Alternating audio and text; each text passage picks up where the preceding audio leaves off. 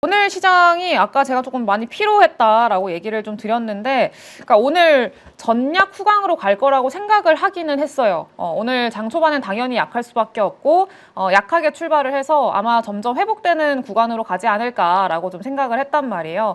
그래서 어제 제가 수급을 좀 얘기를 드렸잖아요. 뭐 선물이랑 현물 쪽 이제 외국인들 수급이랑 그리고 콜옵션 쪽이랑 뭐 풋옵션 요것들 전반적으로 이제 분석을 해 봤을 때, 저희 머니쇼에서 얘기 안 하고 그 이후에 방송에서 라이브에서 얘기를 했었나 봐요. 네, 어쨌든 수급 분석을 좀 했었는데 외국인들의 수급을 좀 보아하니 딱 봐도 일단 하방으로 일단 좀 베팅한 부분들이 있다. 다만 어느 정도 하방에 대한 베팅을 하긴 했지만 이게 뭐 시장을 비관해서 하방으로 쭉 밀려고 비관해서 이런 물량을 매도하려고 베팅을 했다기보다는 그냥 방향성에 대한 베팅은 조금 아닌 것 같고 전반적으로 일단은 조금 뭐 해지성 성격의 매도 물량인 것 같다라고 어제 좀 말씀을 드리긴 했거든요. 네, 그래서 아마 오늘 당연히 좀 개파락으로 출발을 할 수밖에 없고 밀리면서 출발을 하겠지만 그래도 조금 회복되는 그런 그림들이 나오지 않겠나라고 좀 생각을 했습니다. 근데 이렇게까지 장 초반에 확 밀어버릴 줄은 몰랐어요. 그래서 상당히 좀 당황스러웠고, 네, 그래서 이렇게까지 뺄 일인가? 좀 과하다라는 생각을 좀 했었단 말이죠. 네, 근데 어쨌든 장 초반부터 3% 넘게 코스피도 그렇고 코스닥도 그렇고 싹 다 좀 밀어버리는 그런 모습들이 있어서 이거를 단기간 안에 갑자기 회복하기는 사실 쉽지는 않겠다라고 생각을 했단 말이에요. 이렇게 V자 반등으로 양전을 급격하게 해버릴 거라고 사실 생각을 못했어요. 네, 근데 오늘 그래도 예상보다 시장이 상당히 셌다라는 거를 좀 확인을 시켜주지 않았나라고 좀 생각을 하고요. 이게 뭐 분봉인데 보시다시피 이건 코스닥입니다. 네, 코스닥 거의 장 초반에 보면은 쭉 밀렸어요. 거의 뭐 10분, 뭐 20분 정도까지도 계속 좀 바닥을 못 잡고 쭉 하방을 미는 그런 형태로 갔었고, 코스피 같은 경우에도 마찬가지로 쭉 밀어버렸었죠. 개파락으로 뭐 줄줄줄 흘러내리는 이런 형태였었는데 요거를 되게 빠르게 회복을 해가지고 바로 그냥 이제 양전까지 시켜버리는, 그래서 이거를 이렇게 끌어올린다고? 라는 생각이 들 정도로 상당히 좀 세게 오늘은 올라왔던 것 같습니다. 네, 상당히 다행이죠. 그래서 나 너무너무 다행이다 라고 좀 생각을 했고, 만약에 아까 이렇게 좀 하락을 하고 추가로 더 밀었다? 그러면은 좀 쉽지 않았을 것 같아요. 근데 어쨌든 시장이 그거를 그렇게 다 밀어버릴 생각은 없었던 것 같고, 어쨌든 심리 자체는 좀 살아있다라는 거를 또 다시 한번 확인하는 하루가 아니었나라고 좀 생각을 합니다. 그래서 삼성전자도 25만 원을 결국은 지켜냈고요. 뭐 SK하이닉스 같은 경우에도 160만 원 지켜내면서 170만 원 선에서 지금은 좀 움직이고 있는 그런 상황입니다. 네. 그리고 업종별로도 되게 특이하게 많이 움직이는 종목군들이 좀 있어가지고 뭐 그거는 조금 이따가 한번 얘기를 하기로 하고요.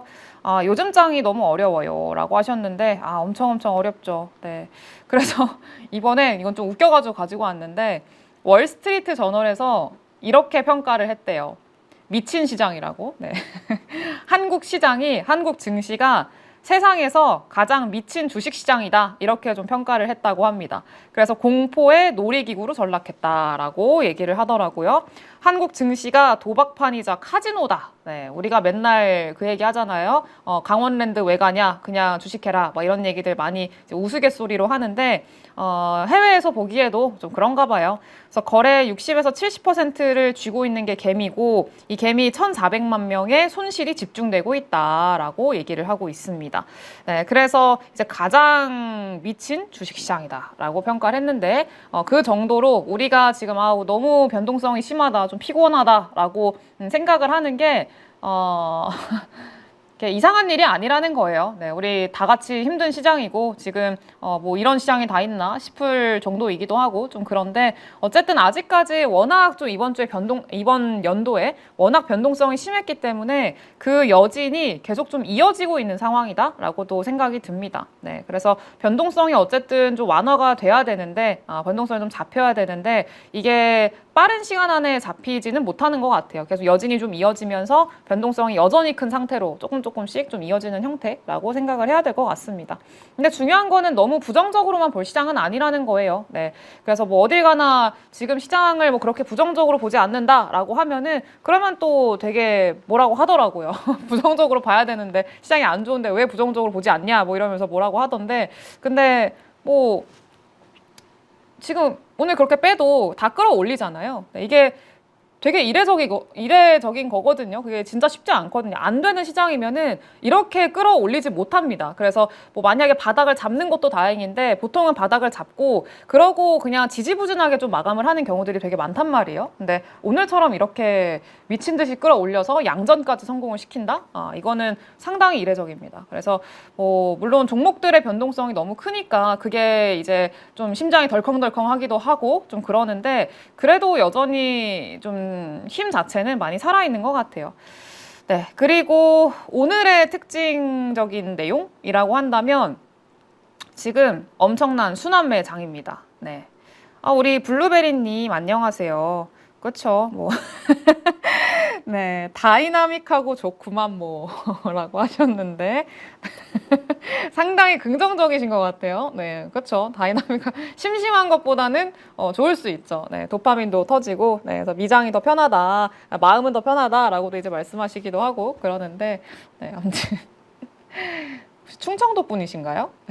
너무 저는 그 충청도 분들의 말투가 너무 웃겨요. 네, 그래서 보면 너무 웃긴데 아무튼 네, 어쨌든 오늘의 특징적인 그 흐름은 순환매였습니다. 그래서 주도주 찾기가 진행 중이다라고 제가 적어놨는데 오늘의 가장 큰 그 시장의 특징적인 키워드를 꼽아봐라 라고 한다면 순환매라고 뽑을 수 있겠고 그리고 딱히 주도 섹터가 보이진 않았거든요. 주도 섹터 보이세요? 저는 딱히 안 보였어요. 그래서 이제 오늘 뭐 주도 섹터라고 할 만한 것들이 별로 없었고 그러니까 오늘장의 특징 섹터는 있을 수 있겠죠. 제일 센 종목이 있을 수 있고 그런데 최근에 시장의 주도주라고 할 만한 것들은 딱히 없거든요. 그리고 오늘도 마찬가지고 근데 되게 부지런히 주도주를 찾으려고 열심히 좀 부지런하게 좀 진행 중인 상황인 것 같습니다. 부단히 주도주 찾기가 진행 중이다라고 보시면 될 것 같고요. 어제만 하더라도 삼성전자랑 그 뭐 이런 주주환원, 실망감이나 세론 이런 것들로 반도체가 급락을 했잖아요. 반도체는 빠졌고 누가 올랐냐? 2차전지, 제약바이오 올렸고 운송이랑 화장품 이쪽들 강했고 귀금속, 가상화폐 이쪽들이 어제 좀 강했습니다. 그럼 오늘은 뭐가 어떻게 됐냐? 오늘은 또 어제 급등 나왔던 2차전지 제약바이오 차익 실현 나오고 좀 밀리고 그리고 반도체 대형주 소부장 어제 급락했었던 반도체랑 그리고 소부장 이쪽들 상대적으로 강했었고요. 그리고 이제 가상화폐 테마 여전히 강했고 그리고 원전주, 건설주 오랜만에 올라왔죠. 그리고 로봇주도 이제 반등이 좀 나왔고요. 화장품 어제 이어서 또 여전히 강했습니다. 그래서 어제는 뭐 2차전지 제약바이오 올리고 오늘은 반도체 소부장 그리고 원전 요쪽들 올리고 로봇 요쪽들 좀 올리고 이런 것들을 봤을 때 그러면은 순환매가 되게 빠르게 돌고 있잖아요. 그러니까 뭐 다음 주도주가 뭘까에 대한 좀 한 번씩의 좀 툭툭 좀 건드리는 그런 모습들이 지금은 좀 나타나고 있는 것 같아요. 뭐가 될지는 뭐 몰라요. 아직까지는. 일단은 전반적으로 다 돌리고 있는 상황이기 때문에 아직 확실하게 이 섹터가 주도주다라고 시장에서 선정을 하진 않았습니다. 네, 근데 지금 그 과정이 진행 중인 거라고 보시면 될 것 같고요. 그럼 그 다음은 뭐가 될까에 대한 고민을 좀 해야 되는데 뭐 아직까지 안 오른 섹터가 될 수도 있을 거고요. 아니면은 좀 눌렸던 섹터가 다시 한번 내일은 반등 나오는 흐름이 나올 수도 있을 거고요. 네, 그래서 그거는 이제 더 시장이 뭘 선택하는지를 따라가야 되는데 뭐 아직까지는 뚜렷하게 자리가 잡힌 거는 없습니다. 그래서 그 안에서 우리가 좀 판단을 해야 되는 그런 상황인 건데 일단 오늘 좀 강하게 올라왔던 원전건설 여기는 장 초반에는 여기가 될까라고 좀 생각을 하긴 했거든요. 이거 좀 될까 싶었는데 오늘 꽤 세더라고요. 오늘 장중에. 그래서 이제 어제 이따가 좀 얘기하긴 하겠습니다만 웨스팅하우스가 한국한테 지분 너네가 좀 인수 조금 해가라. 그래서 지분 좀 사가라고 제안을 했다고 했죠. 근데 정부에서 부인을 하긴 했습니다. 부인하고 이제 보도를 내기는 냈는데 근데 그거를 시장에서는 안 믿는 것 같아요. 그래서 뭐 요거가 뭐 부인을 했다고는 하지만 실제로 얘기가 오갔으니까 뭐 이런 얘기가 나온 거 아니겠냐에 조금 더 시장에서는 무게를 싣고 있는 것 같습니다. 또 곧 있으면은 대미 투자 프로젝트도 이제 공개가 될 거고 이러니까 아마 그 기대감이 좀 있지 않겠나라고 시장에선 판단을 하고 있는 것 같아요. 수급도 비어 있기도 하고요. 그래서 일단 생각보다 좀 많이 셌다라는 측면에서 봤을 때 여기가 오늘 하루 급등나고 또 끝나는 경우는 아닌 것 같아요. 그래서 이제 오늘 좀 수급이 또 꽤 세게 들어왔기 때문에 아마 연속성은 조금 있을 거로 생각을 합니다. 그래서 만약에 내일 오늘 급등 나왔다고 내일 조금 눌린다라고 하면은 좀 매매나 그리고 매수의 형태로도 조금 관심 있게 볼 필요는 있을 것 같고요. 그리고 반도체 소부장, 오늘은 대형주보다 소부장이 상당히 강했죠. 대형주는 좀 끌어올리는 형태였었고 소부장은 좀 꽤나 셌던 것 같아요. 그 두 자릿수 이상의 상승률이 꽤 많은 종목군들에서 나왔습니다. 기판주들도 좋았었고요. 네, 그리고 이제 뭐 소캠 관련주들이라고 해야 될까요? 소캠 관련된 종목군들도 좋았었고, 네, 그랬고요.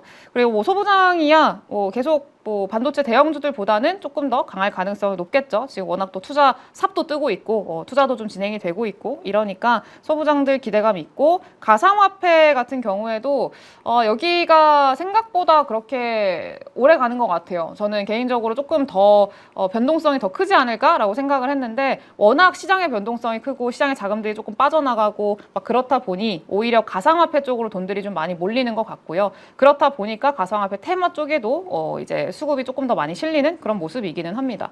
그래서 가상화폐 테마가 이제 연이어서 상승을 하고 있는 그런 상황인데 이것도 뭐 당분간 연속성은 좀 가져갈 수 있겠다 생각을 합니다. 근데 이거는 추격 매수보다는 어제처럼 눌렸을 때 있잖아요. 예를 들어서 우리 기술 투자도 어제는 좀 눌리고 그랬었잖아요. 네, 그런 것들 그런 구간을 차라리 좀 보시는 게 순환매 관점에서 눌림에 좀 보시는 게 맞지 않겠나라고 좀 생각을 하고요. 그리고 뭐 그 외에 뭐 로봇주들 같은 경우에는 여전히 당연히 모멘텀 계속 이어지니까 봐야 될 거고 화장품 주들은 뭐 최근에 눌림 없이 계속 좀 좋은 것 같아요. 네. 그리고 2차 전지랑 제약바이오는 오늘 좀 차익 실현 때문에 낙폭이 꽤 컸고 오늘 이 제약바이오가 코스닥이 1.7% 상승이 나왔는데 알테오젠이 4% 빠졌거든요. 시가총액 1등 기업이 4% 빠지는데 전체 지수가 1.7%나 올랐다? 네, 이거는 그 외의 종목들이 매우 셌다는 얘기입니다. 그래서 제약바이오랑 2차 전지가 약한데 그 외에 뭐 화장품, 반도체 소부장, 그리고 원전, 뭐 요쪽들의 종목군들이 생각보다 엄청 세니까, 이제 이 지수를 끌어올린 거라고 보시면 되겠죠. 네, 근데 여기서도 뭐 제약바이오 뭐 악재 있었나요? 없었어요. 악재 없었고요. 2차 전지 악재 있었나요? 악재라고 볼 수 있을 만한 요소가 있기는 있었어요. 그것도 조금 이따가 얘기하긴 할 건데, 있기는 있었습니다만, 뭐, 추세를 바꾸는 이슈는 아니었어요. 그냥 약간 노이즈? 네, 악재로 볼 수 있으면 노이즈가 하나 있긴 했는데 뭐 그거는 이제 방향성을 바꾸는 이슈는 아니라고 생각을 합니다. 그래서 딱히 뭐 악재가 없었는데 오늘 꽤 크게 빠졌다라는 걸 감안을 하면은 이쪽들도 차라리 오늘처럼 좀 눌려 있을 때는 계속 기회가 되겠다라고 좀 생각을 하고 있습니다. 그래서 좀 그렇게 좀 보시고 지금은 그 순환매 관점에서 다음을 준비하는 그런 자세가 좀 필요하겠다. 그래서 포트폴리오 내에서도 매번 최근에 근 한 달 이상 동안 항상 강조를 드리고 있는 부분이기는 한데 지금은 포트폴리오를 조금 분산시키는 게 필요하다라고 여러 번 좀 말씀을 드리고 있죠. 네, 그래서 지금은 삼성닉스 쪽으로만 너무 집중돼 있으면은 조금 이제 쉽지 않습니다. 변동성을 다 이제 얻어 맞아야 될 수도 있기 때문에 요거를 대비하기 위해서는 순환매에 대응을 하는 게 필요하다라고 볼 수 있겠죠. 봉배님이 오늘 두빌 4,500 손해봤는데 블랙록 네 알겠습니다. 파이팅 하시고요. 네 손해를 보셨어도 복수를 화이팅 하시고 원전을 다시 안 보겠다는 얘기죠? 저를 안 보겠다는 얘기예요? 저를 다시는 안 보겠다는 말씀이신 거예요? 네, 뭐가 됐든, 일단은 죄송합니다. 저한테 하신 말씀이면 제가 죄송하고요.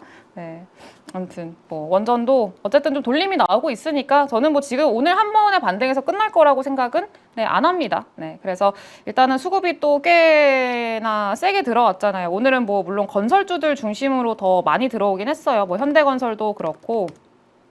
현대건설이 한 10% 정도 올라왔고, 근데 일단 뭐 거래량이나 뭐 이런 것들 기준으로 했을 때는 나름 좀 들어왔습니다. 그리고 뭐 두산 에너빌리티 같은 경우에도 조금 이제 상대적으로 약하기는 했는데 그래도 이제 전반적으로 다 같이 좀 들어오는 모습이었고요. 한전기술이 또 생각보다는 세죠. 네, 그래서 이쪽에서도 좀 들어왔고, 그래서 점진적으로 하락 추세를 좀 이제 벗겨내는 그런 움직임들이 나오고 있어서 원전주들도 끝나지는 않겠다라고 생각이 들어요.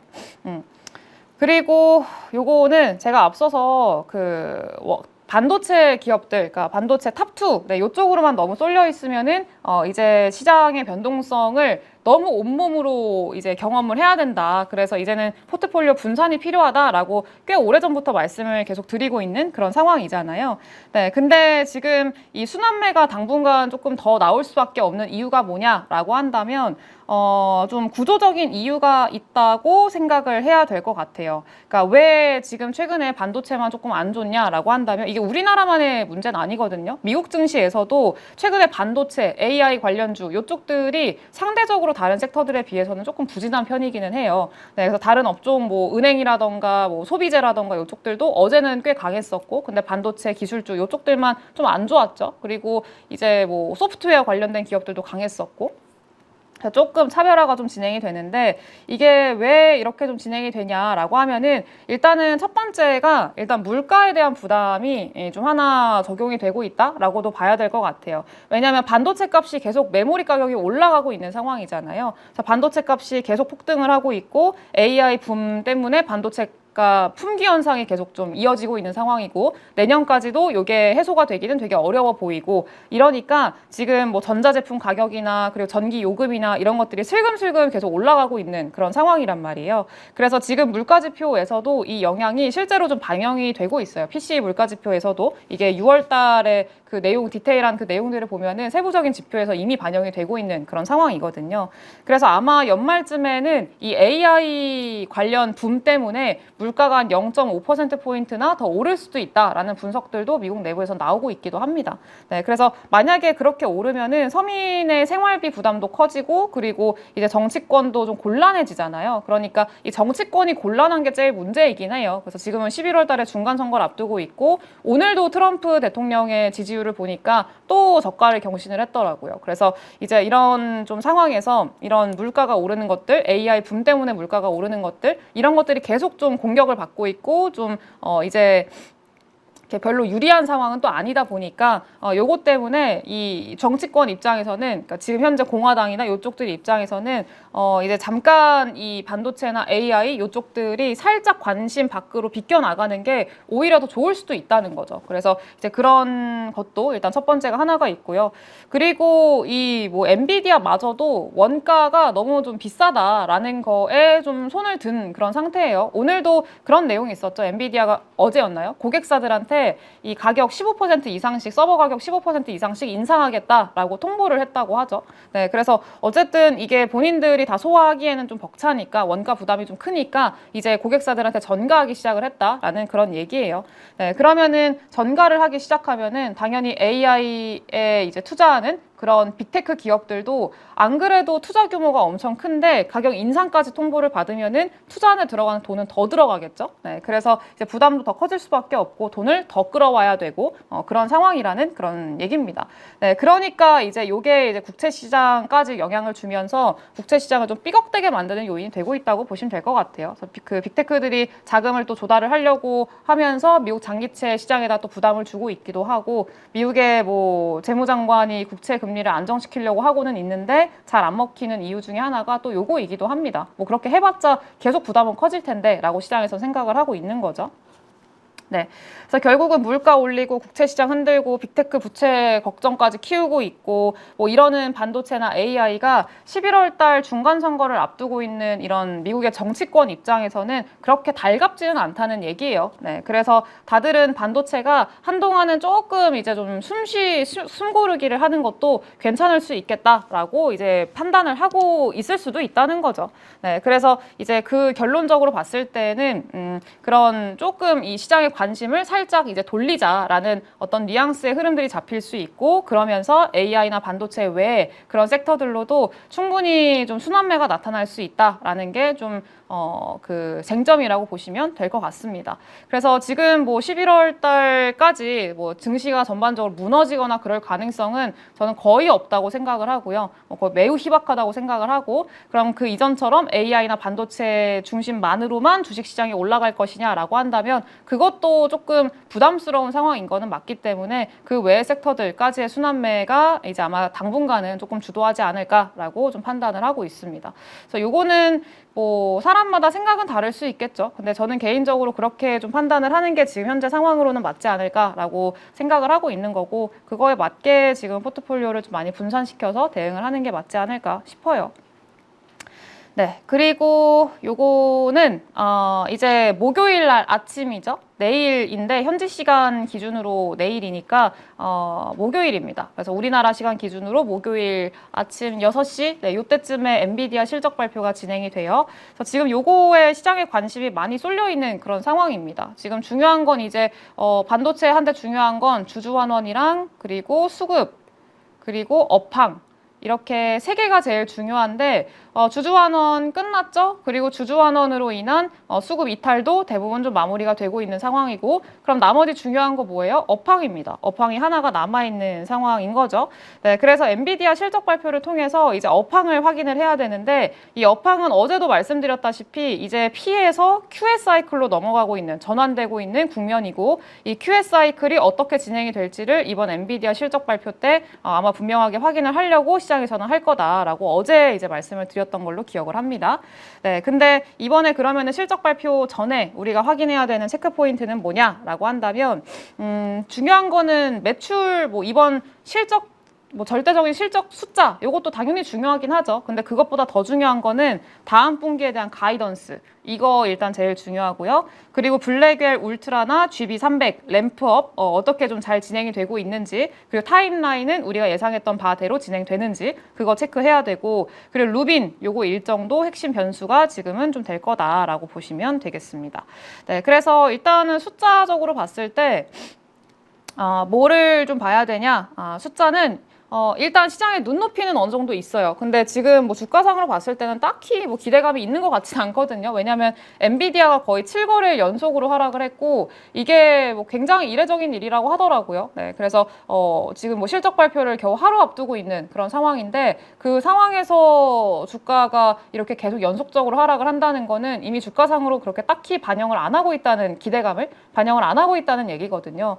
네, 근데 어느 정도의 하단은 있을 거잖아요. 이 정도 이상은 해야 된다라고 하는 그런 하단은 있을 건데 그 가격을 이미 시장은 반영을 해놓은 그런 상태입니다. 네, 그래서 어느 정도의 가이던스만 맞추면, 그러니까 목표치만 맞추면 주가에는 좀 별 영향이 없지 않을까라고 일단 지금은 생각을 해볼 수 있을 것 같아요. 그래서 컨센보다 더 조금 더 확실히 잘 나와야, 그래야 시장에서도 생각보다 좋네라는 그런 반응이 나올 수 있는데, 라인이 이쪽이라고 보시면 되겠습니다. 그래서 매출 기준으로 봤을 때 회사 가이던스가 910억 달러 플러스 마이너스 2% 정도의 밴드로 제시를 했어요. 네, 근데 아마 스트릿 컨센은 한 920억 달러 정도 현재 형성이 돼 있는 상황이기 때문에 920억 달러 딱 나온다 그러면은 그냥 잘 나왔네 뭐 그 정도라고 이제 보시면 될 것 같아요. 네, 근데 좀 컨센 대비해서 엄청 잘 나왔네 라고 할 수 있을 만한 실적은 930억 달러를 상회하는 거라고 이제 보시면 될 것 같고요. 그리고 EPS, 2분기 EPS 같은 경우에는 이제 한 2.12달러 정도는 그래도 상회를 해줘야, 스트릿 컨센이 한 2조에서 2조란다. 그 2달러에서 이제 2.09달러 정도 현재 형성이 돼 있으니까 그래도 2.1달러 이상은 상회를 해야 이것도 서프라이즈하다라고 받아들일 수 있을 만한 숫자이고요.